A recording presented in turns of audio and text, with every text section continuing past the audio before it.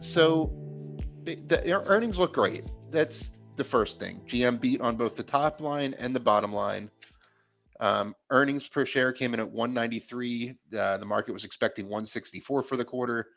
Revenue came in more than $1 billion over expectations. Margins did better than they had for most of 2020.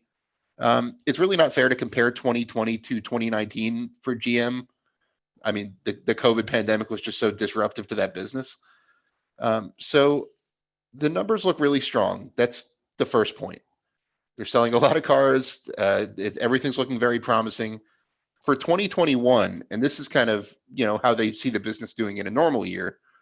They're expecting between 10 and $11 billion in profit. They made 9.7 in 2020, so they're expecting some pretty nice growth there. They're expecting EPS to come in a range of 450 to 525. So based on the current price of the stock, GM's trading for just over 10 times forward earnings. The market's not putting a whole lot of faith in this business going forward.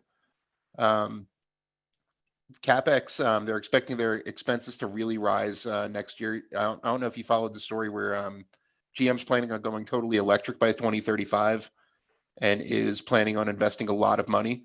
So they're bumping their CapEx up significantly to $9 to $10 billion next year. To give some context, in 2019, before the pandemic, their CapEx was in the $7 billion range. So this is a significant increase. Most of it has to do with EV development. The chip shortage is the big news out of the earnings report. I'm sure a lot of people have read about the chip shortage going on in the auto industry. All the chip manufacturers are just really facing a big, a supply and demand problem. There's a lot more demand from these auto manufacturers than there is supply. Ford had to halt the F-150 production recently because of it.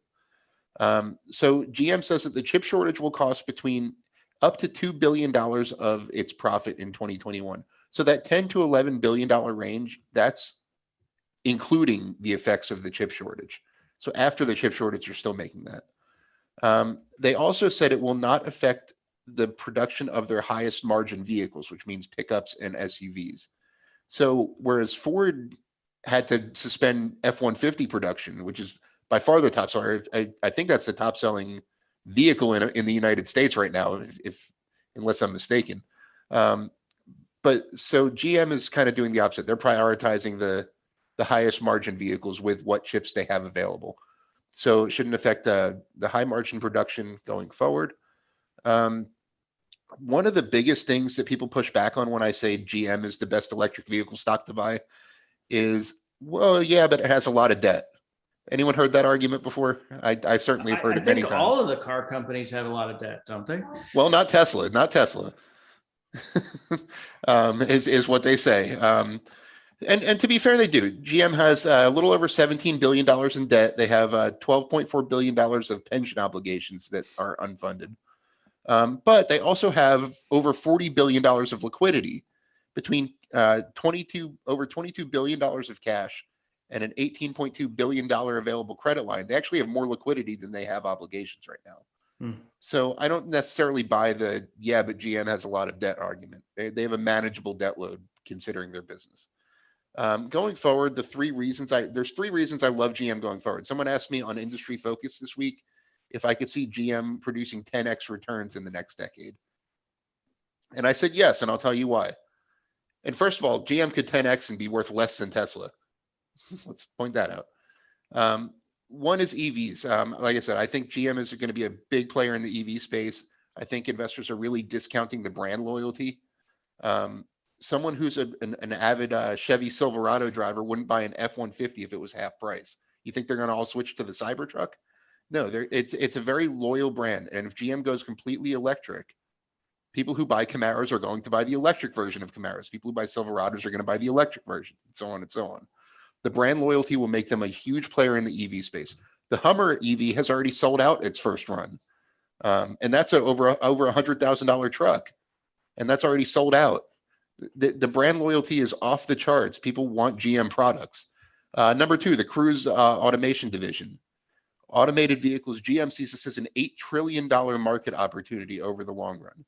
It's going to take time to play out. Cruise is actually losing money right now. They lost almost $1 billion in 2020. but Cruise has the potential to be a big player in the autonomous vehicle space, and that could be bigger than the rest of GM's business combined. They could essentially turn that into an automated version of Uber over time, which is kind of where that's going. And defense, they have a big opportunity. They see GM has a great relationship with the Department of Defense. They see a $25 billion market opportunity in defense alone when it comes to EVs and other applications of GM's products to defense.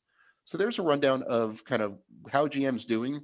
Like I said, it's not really fair to compare 2020 to 2019 just because of the circumstances that, the obvious reasons that have affected most companies we talk about.